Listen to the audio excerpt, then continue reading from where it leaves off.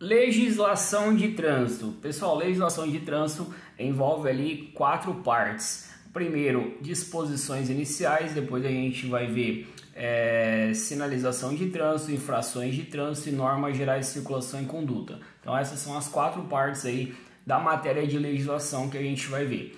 Cai muita pergunta em teste, então prestem bastante atenção em todos os detalhes. A legislação de trânsito consiste em normas legais que disciplinam e orientam todas as atividades que envolvem o trânsito nas vias abertas à circulação, uniformizando os conhecimentos e os componentes. Pode grifar esse parágrafo. Considera-se trânsito a utilização das vias por pessoas, veículos e animais isolados ou em grupos, conduzidos ou não, para fins de circulação, parada, estacionamento e operação de carga e descarga. Então, trânsito é a utilização das vias por pessoas, veículos e animais isolados ou em grupos. Cai em teste. Vários pontinhos, a resposta aí é trânsito. Cai também em teste. Trânsito é a utilização das vias por... Resposta: pessoas, veículos e animais isolados ou em grupos ou conduzidos ou não. Então cai em teste desse jeito. Também cai. Trânsito é a utilização das vias para fins de circulação, parada, estacionamento e operação de carga e descarga. Cai em teste várias perguntas sobre esse parágrafo. O trânsito de qualquer natureza nas vias terrestres do território nacional abertas à circulação rege-se pelo Código de Trânsito Brasileiro. O Código de Trânsito Brasileiro entrou em vigor em janeiro de 1998, estabelecendo regras e normas válidas em todo o território nacional para ruas, avenidas, logradouros, caminhos, passagens, rodovias, estradas, praias abertas à circulação e vias internas de condomínios. O Código possui 341 artigos, dividido em 20 capítulos da seguinte forma. Então, tem 20 capítulos aqui. Conhecer as leis é uma obrigação do motorista. Ele é o único responsável pelas ações que comete no trânsito. Infringi-las pode render multas, adição de pontos na carteira, cassação da carteira e, em caso de acidentes com vítima, o motorista corre risco de ser acusado de homicídio doloso ou culposo, dependendo da previsibilidade do risco. Pode grifar que também cai em teste. Processo de habilitação do condutor. A Lei Federal número 9.503 de 97, que instituiu o Código de Trânsito Brasileiro, combinada com a Resolução 789 de 2020 do Conselho Nacional de Trânsito, CONTRAN, estabelecem as normas regulamentares para o processo de formação, especialização e habilitação do condutor de veículo automotor elétrico, os procedimentos dos exames, cursos, avaliações e requisitos para habilitação. Pode grifar aqui, requisitos para habilitação. O candidato à obtenção da ACC da CNH solicitará ao órgão ou entidade executiva de trânsito do Estado ou Distrito Federal do seu domicílio ou residência ou na sede estadual ou distrital do próprio órgão ou entidade a abertura do processo de habilitação, para o qual deverá preencher os seguintes requisitos. Cai em teste. Requisitos básicos para se obter habilitação: ser penalmente imputável, saber ler e escrever, possuir documento de identificação e o CPF.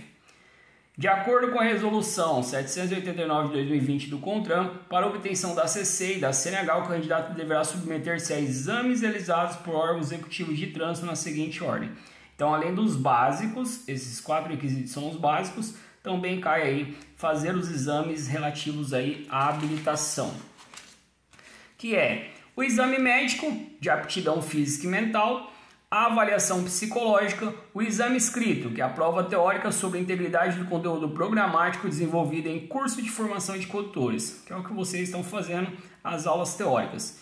Depois o exame de direção veicular, que é a prova prática realizada na via pública em veículo da categoria para a qual esteja se habilitando. O processo do candidato à habilitação ficará ativo no órgão ou entidade executivo de trânsito pelo prazo de 12 meses. Cai em teste do processo de habilitação, prazo de 12 meses.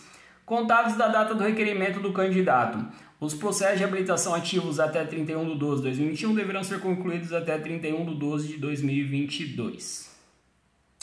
Formação teórica técnica do condutor. Aprovado no exame psicológico e médico, o candidato à obtenção à CNH deverá se dirigir a um CFC, Centro de Formação de Condutores, A ou AIB, para a realização do curso teórico-técnico, cuja estrutura curricular e carga horária de 45 horas aulas ficam estabelecidas na Resolução 789/2020 do CONTRAN da seguinte forma: 18 aulas de legislação de trânsito, 16 de direção defensiva, 4 de primeiros socorros, 4 de meio ambiente, 3 de mecânica.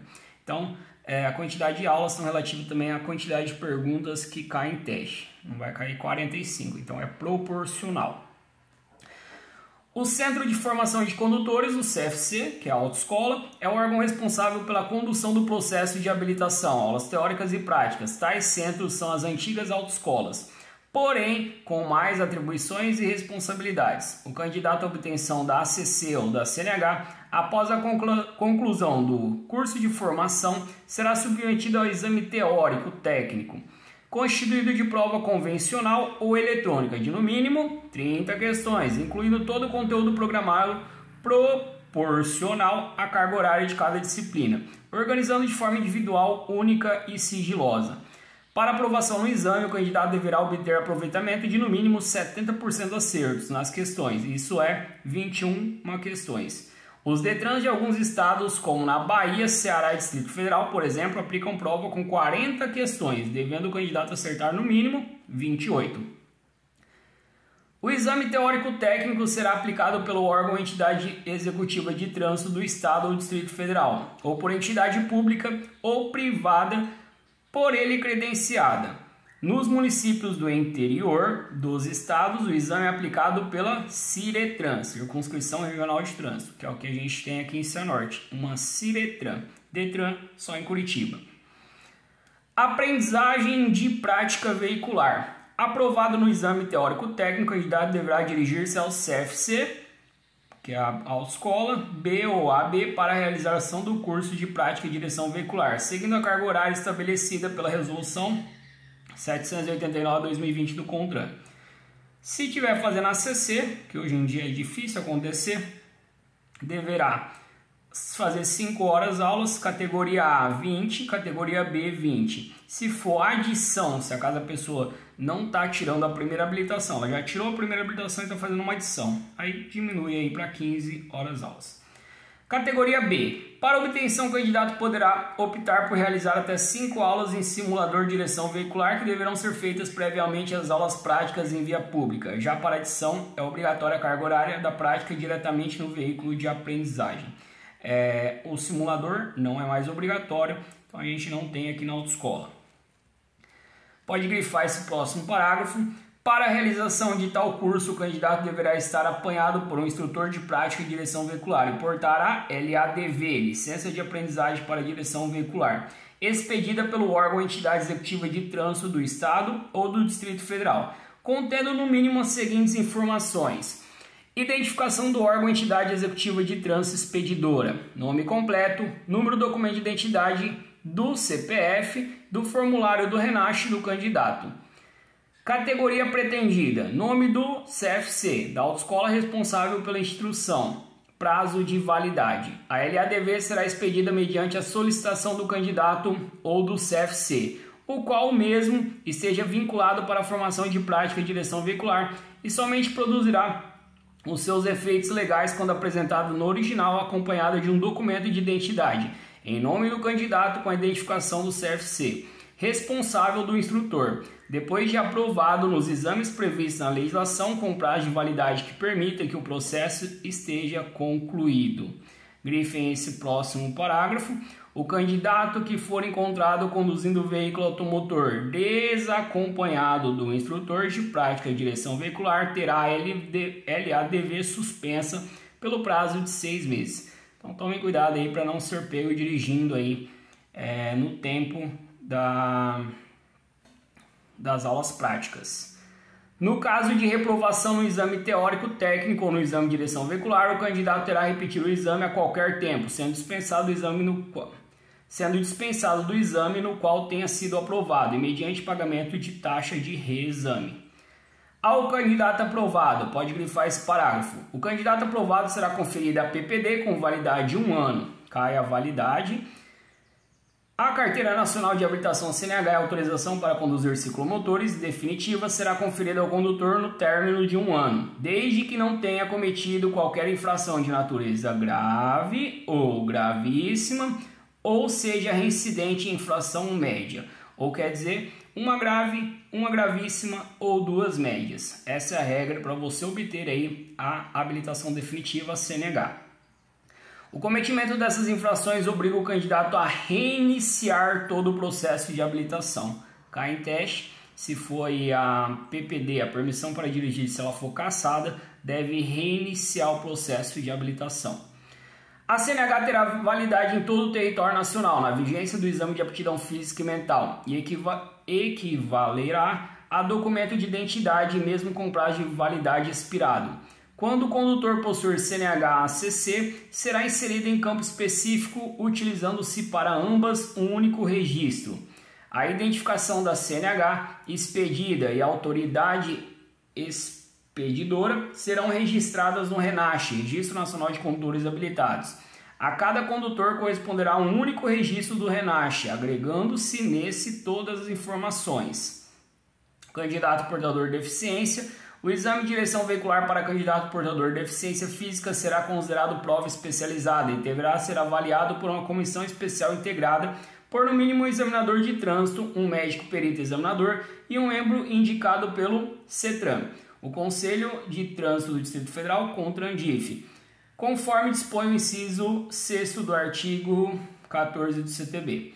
O veículo destinado à instrução ao exame de candidato portador de deficiência física deverá estar perfeitamente adaptado segundo a indicação da junta médica examinadora, podendo ser feitos inclusive em veículo disponibilizado pelo candidato. É de se salientar que a deficiência em si não impede a habilitação. Renovação e validade da CNH. A renovação da Carteira Nacional de Habilitação ou emissão de uma nova via será realizada somente após a quitação de débitos constantes no prontuário do condutor. Grifem os 2 próximos parágrafos. A validade da CNH será condicionada ao prazo de vigência do exame de aptidão física e mental. O exame de aptidão física e mental, a ser realizado no local de residência ou domicílio do examinado, será preliminar e renovável com a seguinte periodicidade. Então, cai em teste os 3 pontos. A cada 10 anos para condutores com idade inferior a 50 anos. A cada 5 anos para condutor com idade igual ou superior a 50 anos e inferior a 70. A cada 3 anos para condutores com idade igual ou superior a 70 anos. Quando houver indícios de deficiência física ou mental ou de progressividade de doença que possa diminuir a capacidade para conduzir o veículo, os prazos poderão ser diminuídos com a proposta de perito examinador. Então o médico poderá reduzir essa quantidade.